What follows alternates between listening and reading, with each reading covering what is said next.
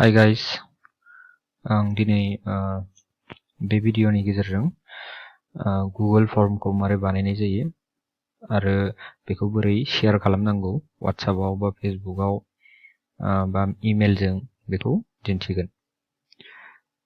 थ' सिगाङावनो Google form बानायनो थाखाय गुगोलाव थांनानै बेनि सिगां मोनसे खामानिखौ मावग्रो जे नैबे गुगोलनि माने क्रोमनि ब्राउजाराव नैबे लगिनखौ नोंनि इमेल आइडि जों लगिन खालामनानै लाग्रोनांगोन। जेनेबा आंनिया नैबे आंनि इमेल आइडि जों आङो लगिन खालामनानै लाग्रोनाय दंखायो। थ' बिनि उनाव ब्राउजाराव थांनानै गुगोल फर्म FORM बेखौ लिरनानै सार्च मारिना हो। अब्ला नैबे बायदि जाखांगोन Google forms free online survey for personal use आरो गाहायाव दं गुगोल फर्म साइन इन। दा नैबे सिगांनियाव क्लिक खालामबानो जागोन फ्रि अनलाइन सार्भे लिरनायाव माने बेबायदि जाखांगोन। दानिया बेनि उनाव बेहाय नाय डक्स अप्शन दं, शीट्स अप्शन दं, स्लाइड्स अप्शन दं, फर्म्स अप्शन दं।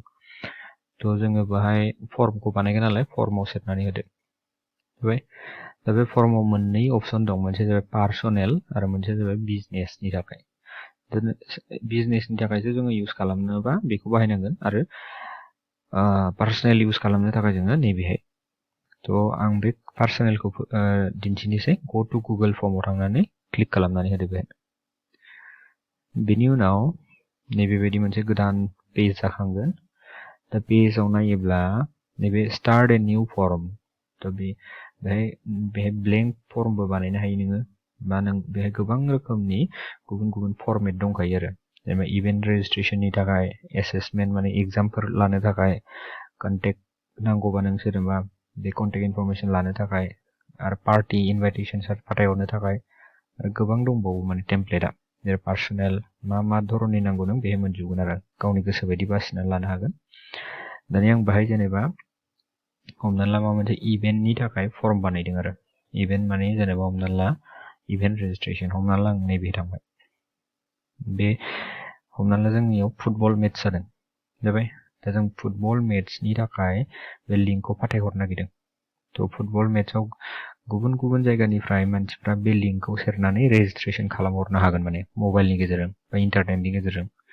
थ' बेखौ जों बे फर्मखौ बानायनोसै बेहाय। जेनेबा नैबेहाय फार्स्टआवनो नैबे गोजौआव थाङोबा नैबे एड अन होननाय मोनसे फैगोन। बे ओरैनो नुजाया, बेखौ खालामनांगौ। बेखौ आं उननि भिडिअफ्राव देखायगोन। नाथाय नैबे थिम, कास्टमाइज थिम, नैबे थांनानै नों जेनेबा नैबे इमेजखौ सोलायनो हायो आरो। जेनेबा आं हमनानै लादो इमेज आपल'डआव सेरनानै आं गुबुन गुबुन रोखोमनि इमेज होनो हायो। आरो आंनि लेपटपाव थानाय फट'खौबो नैबे फट'आव सेरनानै बा आंनि मबाइलनि फट'खौबो आपल'ड खालामनो हायो आरो। आपल'डआवबो दङ, आपल'ड दङ, बेनि उनाव फट'स दं। दा थिम्सआव थाङोबा बे इनबिल्ट बेसिनाव थाखानाय माबाफोरखौ नुगोन आरो। जेनेबा नैबे स्पर्ट्सनि थाखाय आं खालामदों नालाय, स्पर्ट्सनि माखासे दङ। नै हमनानै लाबाय आं नैबेखौ, बे टिमखौ लाबाय, फुटबलनि टिमखौ। दा बेहाय जाखांसिगोन आरो बेले आपल'ड खालामबाय नालाय जाखांबाय।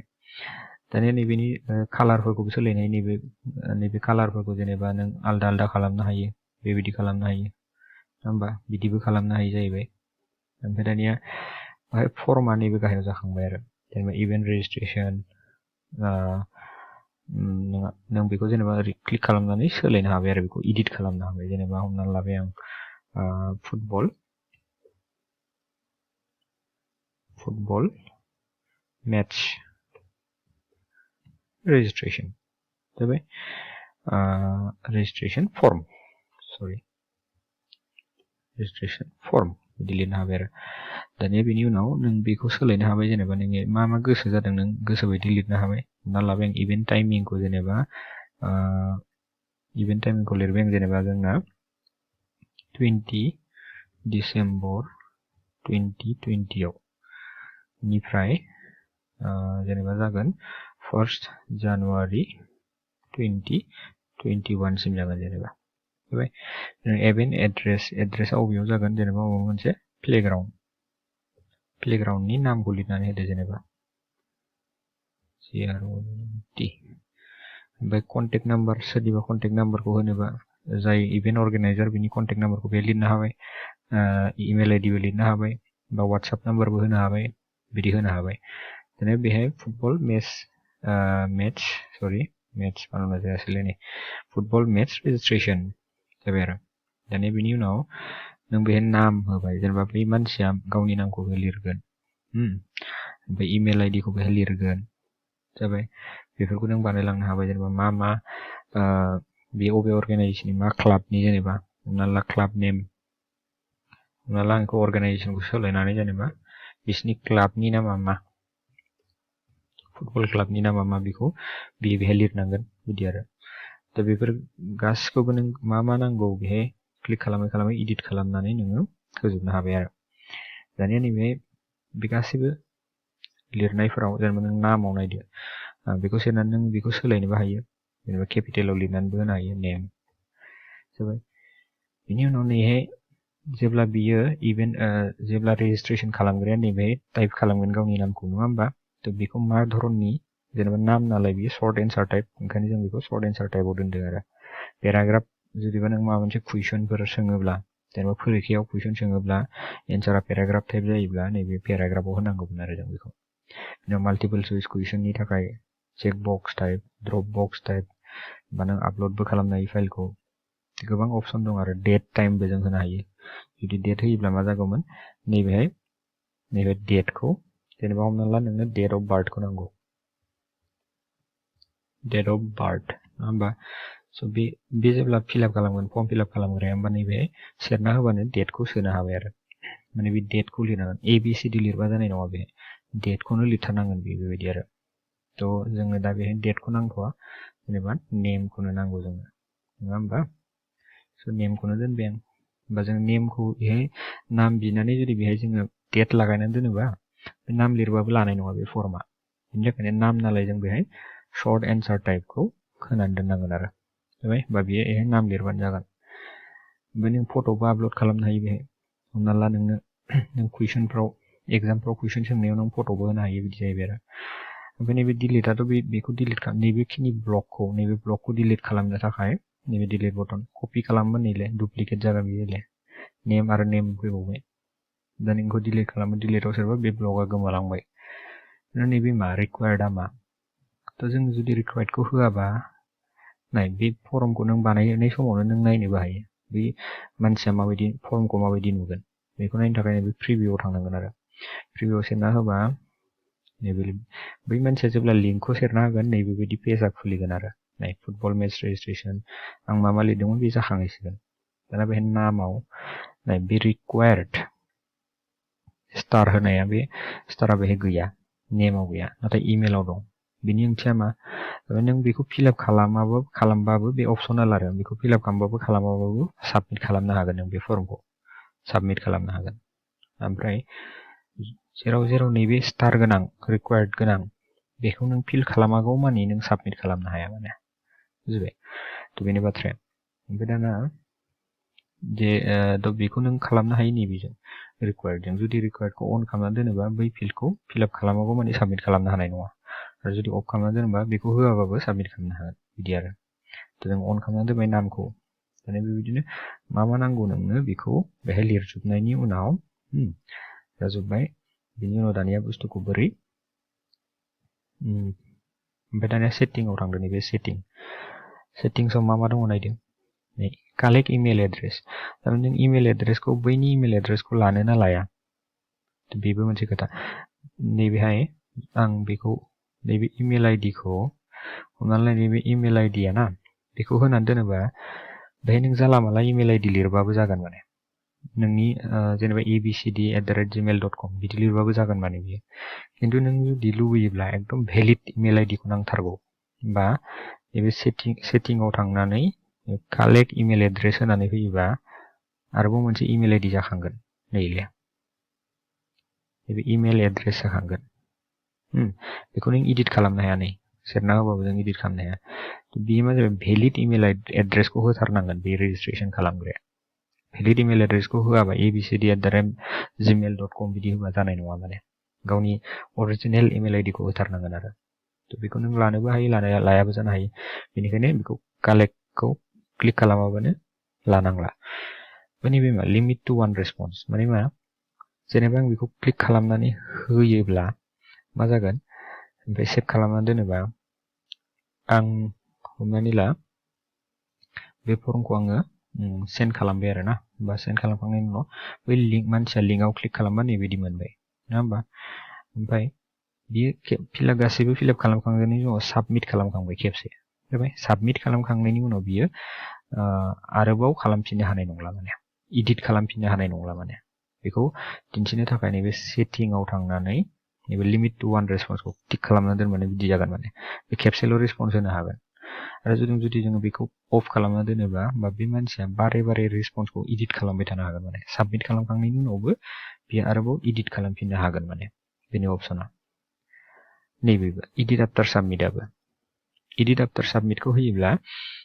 आं दा होननाय बायदि जे साबमिट खालामखांनायनि उनावबो बियो आरो एडिट खालामफिननो हाबाय थागोन ओमफ्राय लिमिट खालामना दोनोबा बे खेबसेल' रेसपन्स हरनो हागोन बिनि उनाव आरो बियो हरनो हाला बे जागोन आरोखि बे प्रेजेन्टेसनाव मा दं सापोला मा जाहैबाय सापोला जाहैबाय जों बेखौ उल्था पाल्टा सापोलखौ अन खालामना दोनबा मा जागोन नाय सिगाङाव नै नेम इमेल फैदोंमोन ना थ' बे नेम इमेला सिरियालि जाखांदोंमोन नेमनि उनाव इमेल नङा होमबा दानिया जों जुदि सापोल खालामखांनायनि उनाव बे सेटिंआव थांनानै प्रेजेन्टेसनाव थांनानै सापोल कुइसनखौ जों क्लिक खालामनानै सेभ खालामना दोनोबा एबार नायदो मा जागोन नै इमेला गोजौआव थांबाय एमआ गाहायाव फैबाय उल्था पाल्टा जाजोब्बाय माने बे अर्डारा उल्था पाल्टा जाहैगोन आरोखि थ' बेखौ नोङो सापोलबो खालामनो हायो सापोल खालामालासिनोबो दोननो हायो आरो ओमफ्राय दानिया बेखौ फर्माथ' जोंना रेडि जाबाय नों माबायदि डिजाइन खालामनो गोसो खालामनो हाबाय दा नैहायबो माखासे अपसन दं आरो जेनेबा नों बेबायदि ब्लकखौ